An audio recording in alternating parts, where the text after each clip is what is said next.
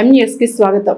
నిత్యం దైవ పూజలో కలిగ దైవమైన శ్రీ వెంకటేశ్వర స్వామికి నిత్యం సేవ చేసే చిలుకూరి బాలాజీ టెంపుల్ పూజారి రంగరాజన్ పై దౌర్జన్యానికి దిగిన వీరరాఘవరెడ్డి బహిరంగ క్షమాపణ చెప్పాలని, వచ్చే ఉగాది నాటికి వివరణ ఇస్తానంటున్న వీరరాఘవరెడ్డి మాటలు హాస్యాస్పదంగా ఉన్నాయని, హిందూ దేవాలయాల్లో పూజారులపై దాడులు చేసిన వారిని ప్రభుత్వం కఠినంగా శిక్షించాలని, లేకపోతే హిందూ సంఘాలతో కలిసి తాము ఆందోళన చేపడతామని మండపేట పట్టణానికి చెందిన ఏరెడ్డి నారాయణ చౌదరి సతీష్ ఎంన్యూస్ ద్వారా హెచ్చరించారు.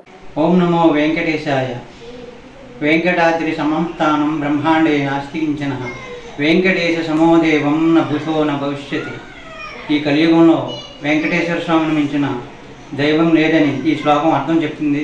అయితే ఇప్పుడు మన చిలుకూరు బాలాజీ స్వామి టెంపుల్ని అభివృద్ధి చేసిన, ఆయనే స్వయంగా అభివృద్ధి చేసిన శ్రీ రంగనాథన్ గారి మీద ఇలాగా అటాక్ చేయడం నేను హిందూ ధర్మ రంగనాథ్ గారి మీద దాడి చేసిన ఆయన వీరరాఘవరెడ్డి గారు, ఇది చాలా తప్పండి. మీకు ధర్మం తెలుసు, మీకు అన్ని శ్లోకాలు తెలిసి అంటున్నారు, అన్నీ తెలిసి అంటున్నారు. ఇలాంటి ఆయన మీద దాడి చేయడం వల్ల మీకు అపకీర్తి తప్ప మీకు ఆయనకి ఏ గొడవలు ఉన్నాయో మాకు తెలియదు. కానీ ఒక పెద్ద ఆయన్ని, రాముని వారి తండ్రి అంటే దశరథ వయసు ఉన్నవాడిని మీరు కింద కూర్చోబెట్టి ఏదో నిరపరాధ నేరస్తుడిని జైల్లో కూర్చోబెట్టినలాగా మీరు ఇలా చేయడం మాకు చాలా మీ మీద ఉన్న మంచి అభిప్రాయాన్ని పాడు చేసుకుంటున్నారని మా అభిప్రాయం. నిజంగా మీరు యుగాది నాటికి ఏదో తేలుస్తున్నారు. నిజంగా మళ్ళీ మీరు ఆయన మీద కానీ అటాక్ అని చేస్తే మేము హిందూ ధర్మం తరపున మేమందరం చాలా సీరియస్గా తెలుసుకోవాల్సి వస్తాయి. పిఠాపురంలో ఇలాగే గతంలో కొంతమంది బ్రాహ్మణుల మీద, పురోహితుల మీద చేయడం చాలా తప్పు. పురోహితులు ఈరోజు ఎలా ఉన్నారంటే భిక్షగాడి కన్నా హీనంగా చూస్తున్నారు.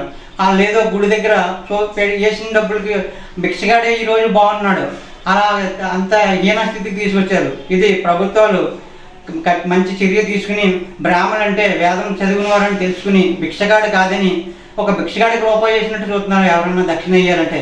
ఇది మనం హిందూ ధర్మంలో గుడికి వెళ్ళిన వాళ్ళు కూడా అర్థం చేసుకుంటారని మనీ ఆయన రెడ్డి గారికి చేతులు నమస్కరిస్తూ మీరు ఇది చేసింది తప్పని మనీ నొక్కి ఒక్కనుకున్నాను. దశరథుడు అంత వయసు ఉన్నవాడిని మీరు కింద కూర్చోబెడతారా? ఇది తప్పు కదా. మీరు మరి ఇంకొకసారి ఆలోచించుకోండి. ఆలోచించి ఉగాది నాటికి ఏదో చేసేస్తానున్నారు. కానీ ఈలోగా మీరు ఆయన క్షమాపణ చెప్పకపోతే మేము అదే ఉగాదికి మీ చూడవలసి వస్తుంది అంతే. రెడ్డి గారు మీకు ఎన్నో తెలిసి అంటున్నారు, శివుడి గురించి అన్నీ తెలిసి అంటున్నారు. ఇవన్నీ తెలిసిన ఆయన ఉగాది వరకు మీరు డెడ్ లైన్ ఇవ్వడం ఏంటి? 20 మందిని ఏదో టెర్రరిస్టులు తీసుకెళ్ళినట్టు ఒక ఆవిడని తీసుకుని వెళ్ళి ఈవిడ చూడండి అన్ని ఇంటికాడ వదిలేసి వచ్చేయని అన్నీ చెప్పుకుని వచ్చి ఏంటండి ఏం చేద్దాం అనుకుంటున్నారు?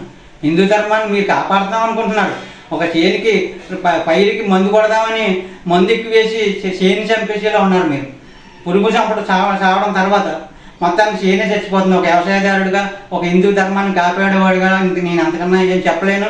కానీ ప్రభుత్వాలు దీన్ని సీరియస్గా తీసుకుని మన తెలుగు రాష్ట్రాలు, తెలంగాణ అవనివ్వండి, ఆంధ్రప్రదేశ్ అవనివ్వండి, ఈ పురోహితుల మీద దాడిని ఖచ్చితంగా నేను ఖండిస్తున్నాం. ఉగాదిలోపు రాష్ట్ర ప్రభుత్వాలు దీని మీద స్పందించి పురోహితుల మీద జరిగే దాడుల్ని నివారించి మీరు ఉగాదిలోపుకి మాకు కూడా రెండు ప్రభుత్వాలు పూసుకుని ఈ బాలాజీ టెంపుల్ మీద జరిగిన దానికి ప్రభుత్వాలు కూడా వివరణ ఇచ్చి మాకు ఏదో న్యాయం చేస్తారని కోరుతున్నాం.